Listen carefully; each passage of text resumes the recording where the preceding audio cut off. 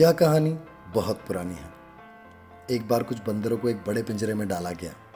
वहाँ एक सीढ़ी लगाई गई। सीढ़ी के ऊपरी भाग पर कुछ केले लटका दिए गए। उन केलों को खाने के लिए एक बंदर सीढ़ी के पास पहुंचा। जैसे ही बंदर सीढ़ी पर चढ़ने लगा, उस पर बहुत सारा बर्फ का ठंडा पानी डाल दिया गया। साथ में बाकी बंदरों पर भी वह ठंडा पानी डाला गया।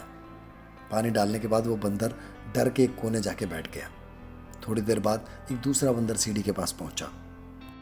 जैसे ही दूसरा बंदर सीढ़ी पर चढ़ने लगा, फिर से उस बंदर पर ठंडा पानी डाला गया। साथ साथ इसकी सज़ा बाकी सब बंदरों को दी गई। सब पर ठंडा पानी डाला गया। ठंडे पानी के कारण बंदर डर के एक कोने बैठ गए। यह प्रक्रिया चलती रही। जैसे ही कोई बंदर सीढ़ी पर केले खाने के लिए चढ़ता, उस पर और साथ ही बाकी बंदरों पर ठंडा पानी डाला जाता। कई बार ठंडे पानी की मार झेलने के बाद बंदर समझ चुके थे आखिरकार कि कोई भी अगर उस सीढ़ी पर चढ़कर केले खाने की कोशिश करेगा तो इसकी सज़ा सबको बराबर मिलेगी।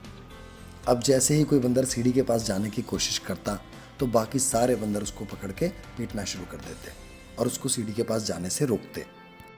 कुछ समय बाद सभी बंदरों ने सीढ़ी के पास जाना छोड़ दिया। थोड़ी देर बाद पिंजरे में से एक पुराने बंदर को निकाला गया और उसकी जगह एक नए बंदर को डाला गया। नए बंदर की नज़र केलों पर पड़ी। नया बंदर वहाँ की परिस्थितियों से वाकिफ नहीं था। वह केला खाने के लिए सीढ़ी की तरफ भागा, पर जैसे ही वह सीढ़ी पर चढ़ा, बाकी बंदरों ने उसे खींचा और बहुत मारा। नया बंदर समझ नहीं पा रहा था कि उसकी पिटाई क्यों हुई है, लेकिन ज़ोरदार पिटाई से डरकर उसने केले खाने का मन छोड़ दिया। कुछ देर बाद एक पुराने बंदर को फिर पिंजरे से निकाला गया और उसकी जगह एक नए बंदर को पिंजरे में डाल दिया गया। नया बंदर बेचारा वहाँ की परिस्थितियों से वाकिफ नहीं था, इसलिए वह केला खाने के लिए सीढ़ी की तरफ जाने लगा और यह देखकर बाकी बंदरों ने उसे खूब पीटा। पिटाई करने वालों में पिछली बार आया नया बंदर भी शामिल था, जबकि उसे ये पता तक नहीं था कि पिटाई हो क्यों रही है। यह सिलसिला ऐसे ही चलता रहा। एक एक करके पुराने बंदरों की जगह नए बंदरों को पिंजरे में डाला जाने लगा। जैसे ही कोई नया बंदर पिंजरे में आता और केले खाने के लिए सीढ़ी के पास जाने लगता, बाकी सारे बंदर मिलकर उसकी पिटाई कर देते। अब पिंजरे में सारे नए बंदर थे, जिनके ऊपर एक बार भी ठंडा पानी नहीं डाला गया था। उनमें से किसी को यह नहीं पता था कि केले खाने के लिए सीढ़ी के पास जाने वाले की पिटाई क्यों होती है, लेकिन उन सब की एक एक बार पिटाई हो चुकी थी। एक आखिरी बार एक नए बंदर को पिंजरे में डाला गया और आश्चर्य फिर वही हुआ।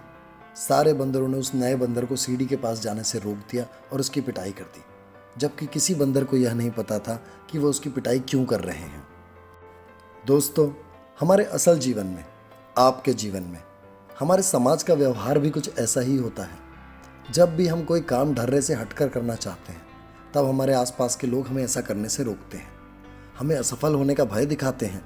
और ये सब ज़्यादातर वो लोग होते हैं जिन्होंने कभी उस काम को हाथ भी नहीं लगाया होता है। मैं मानता हूँ कि हमें दूसरों के जीवन से सीख लेनी चाहिए, पर आप उन लोगों के जीवन से सीख लें जो असफल हुए हैं, ना कि उन लोगों से जिन्होंने कभी कोशिश ही नहीं की। इसलिए यदि आप कुछ अलग करने की इच्छा रखते हैं और आपको भी समाज के विरोध का सामना करना पड़ रहा है, तो थोड़ा चौकन्ना रहिए। अपने दिल और अपनी अंतरात्मा की आवाज़ सुनिए। कुछ बंदरों की ज़िद के आगे आप भी बंदर मत बन जाइए। मंजिल मिले न मिले ये तो मुकद्दर की बात है, हम कोशिश भी ना करें ये तो गलत बात है। आशा करता हूँ ये कहानी आपके जीवन में कोई भूमिका निभा पाए। आप देख रहे हैं निश्वसिता। ऐसी ही प्रेरक कहानियों के लिए जुड़े रहें निश्वसिता से। शेयर करें, सब्सक्राइब करें, ताकि प्रेरणा सब तक पहुँचे। धन्यवाद।